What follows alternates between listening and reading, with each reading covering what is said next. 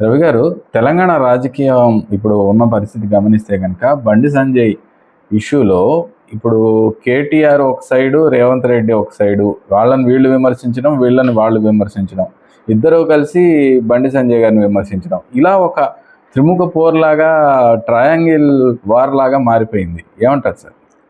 నిజంగా ఈ తెలంగాణ ట్రయాంగిల్ అన్నది చాలా ఆసక్తికరంగాను ఆశ్చర్యకరంగా కూడా ఉంది. బండి సంజయ్ కుమారుడు బండి భగీరథ మీద పోస్కో కేసు వచ్చింది. 9 రోజుల తర్వాత కోర్టులు చాలా దశలు అయిన తర్వాత అతన్ని అరెస్ట్ చేశారు. అరెస్ట్ చేశారా, అప్పగించారా అన్నది మళ్ళీ వివాదం. ఈ కేసు వీటన్నిటిలో బీఆర్ఎస్, పైగా కరీంనగర్ కావటం, కరీంనగర్ ఎంపీ మంత్రి వాళ్ళు ఎక్కువగా దీన్ని ముందుకు తీసుకొచ్చారు. అలాగే రేవంత్ రెడ్డి ప్రభుత్వం ఆలస్యం చేసిందన్న విమర్శలు కూడా కొన్ని వచ్చాయి.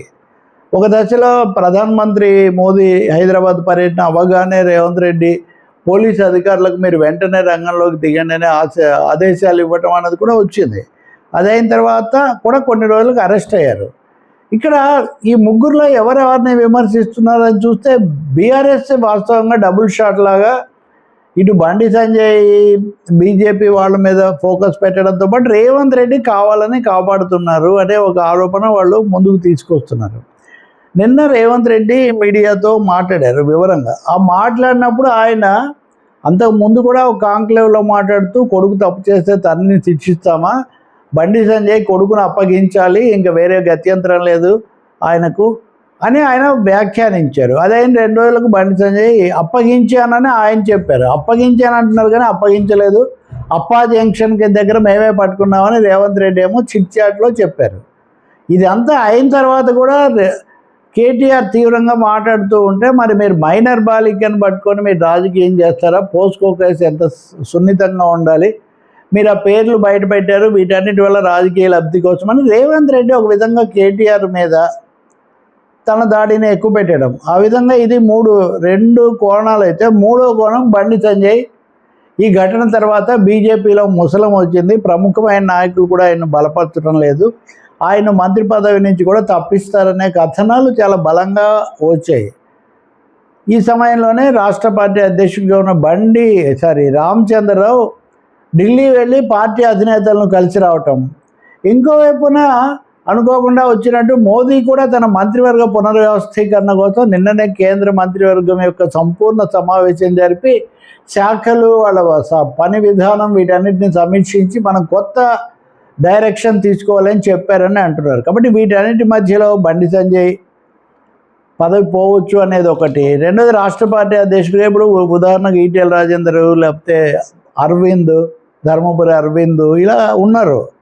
ధర్మపురి అరవింద్ కూడా వాళ్ళ పార్టీ ఎంపీ కూడా నేనేం మాట్లాడను, చట్టం తన పని తను చూసిపోతుంది అన్న పద్ధతిలో ఆయన మాట్లాడారు. రామచంద్ర ఒకరు కొంచెం సమర్థిస్తూ మాట్లాడారు, కవర్ చేస్తూ. కానీ ఆయన కూడా ఢిల్లీకి వచ్చిన తర్వాత ఇది కిషన్ రెడ్డి ఏమీ మాట్లాడలేదు, వీళ్ళిద్దరికీ గండి ఉందని కూడా జాతీయ మీడియా, ఇంగ్లీష్ మీడియా అన్నీ కూడా రాస్తున్నాయి. సో ఈ విధంగా ఇటు రేవంత్ వర్సెస్ కేటీఆర్ వర్సెస్ రేవంత్, రెండో వైపున బీజేపీలోకి వచ్చేసరికి వీళ్ళిద్దరికీ రాజకీయ వ్యతిరేకతతో పాటు వాళ్ళ పార్టీలోనే ముసలం పుట్టిన పరిస్థితి. ఇదంతా ఒక్కసారిగా తెలంగాణ రాజకీయాలను చాలా అనూహ్యమైనటువంటి కుదుపులకు గురి చేస్తుంది. చాలా కాలం తర్వాత, అంటే బీఆర్ఎస్ ఓడిపోయి రేవంత్ వచ్చాక చాలా కాలం పాటు అలా కొంత స్తబ్దుగా ఉన్న రాజకీయం ఇప్పుడు పూర్తి ఫుల్ స్వింగ్లోకి వచ్చినట్టు కనిపిస్తుంది. కేటీఆర్ అసలు మీరు మనిషివేనా, శాడిస్టు అది ఇదని నిన్న ముఖ్యమంత్రి అన్నారు. దాని మీద కేటీఆర్ ఈరోజు మళ్ళీ మీడియాతో మాట్లాడుతూ నాకేమీ తండ్రి పేరు చెప్పకుండా దాచుకోవడం, కొడుకు పేరు చెప్పకుండా దాచుకోవడం ఇలాంటి అవసరాలు లేవు, నేను కేసీఆర్ కొడుకును, మా అబ్బాయి పేరు హిమాంశు, మేము నేను సూటిగా ఢీకొంటాం ఈ పద్ధతిలో, సవాల్ అన్న పద్ధతిలో ఆయన ఒక మీడియా గోష్ఠి అది చేశారు. దీంతోపాటు ఒక 2-3 భూ కుంభకోణాలు కూడా ఈ సమయంలోనే వచ్చాయి. అందులో ఒకటేమో మహేశ్వరంలో భూమి అమ్మకానికి సంబంధించింది. దాని మీద అప్పుడు కలెక్టర్గా పనిచేసిన అమోయ్ కుమార్ అనే ఐఏఎస్ ఆఫీసర్ను ఎన్ఫోర్స్మెంట్ డైరెక్టరేట్ పిలిచి విచారిస్తుంది. ఎన్ఫోర్స్మెంట్ డైరెక్టరేట్ పిలిచి విచారించడం అంటే కేంద్ర ప్రభుత్వం. మంచి రేవలాది కూడా పాత కథ మళ్ళీ ఒకసారి బీఆర్ఎస్ వాళ్ళు పైకి తెచ్చి దాని మీద చేస్తున్నారు. సో ఇవన్నీ చాలక దీనికి ఇంకొక కోణం జోడించాలంటే భట్టి విక్రమార్క ఉప ముఖ్యమంత్రి, ఆయనను తప్పించాలని చాలా పెద్ద ప్రయత్నం జరుగుతుంది. స్పీకర్ గడ్డం ప్రసాద్గా పదవి ఇచ్చి ఆయన పక్కన పెడతారని బీఆర్ఎస్ పత్రిక చాలా ఎక్కువగా రాస్తుంది. బీఆర్ఎస్ అనుకూల పత్రిక లేదా వాళ్ళ పత్రిక రాస్తూ ఉంటే ఇది ఏమీ లేదు, తాడు బొంగరం లేకుండా రాస్తున్నారు కథనాలు, భట్టికి రేవంత్కు మంచి సంబంధాలే ఉన్నాయి అని వాళ్ళు. కాబట్టి వివిధ కోణాల్లో కనుక మనం చూస్తే దీనికి అదనంగా మీరు చెప్పేది ఏంటంటే, అసలు ఈరోజు వాళ్ళ పత్రిక చూస్తే రేవంత్ రెడ్డి అన్ని చంద్రబాబు కోసం చేస్తున్నారు, బాబు గారి సంతోషం కోసం రాష్ట్రాన్ని బలి చేస్తున్నాడని వాళ్ళు. హరీష్ రావు ఏమో మేము రాగానే ఫ్యూచర్ సిటీని రద్దు చేసేస్తామని ఆయన ఒక తీవ్రమైన ప్రకటన చేశారు. జగన్మోహన్ రెడ్డి సచివాలయం కేసీఆర్ తక్కువ కట్టాడు అన్నదని వాళ్ళు చాలా ప్రముఖంగా. సో ఈ కాంబినేషన్స్ నిజానికి తెలంగాణకే పరిమితమై లేవు. కొంచెం ఆంధ్ర టచ్ కూడా మొన్న మోదీ వచ్చి పవన్ కళ్యాణ్ చంద్రబాబు లోకేష్లను హైదరాబాద్లో కలుసుకున్నట్టే ఈ ఆంధ్ర టచ్ కూడా తెలంగాణ పాలిటిక్స్లో పెరుగుతుంది. జగన్మోహన్ రెడ్డి మళ్ళీ వచ్చి లోటస్ పాండ్లో తన నివాసం ఏర్పాటు చేసుకుంటారు. అలా చేసుకున్నప్పుడు ఆయనకున్న వ్యాపార సామాజిక సంబంధాలు ఇవన్నీ కూడా మళ్ళీ రీయాక్టివేట్ చేస్తారు, ఇట్లా అన్నమాట.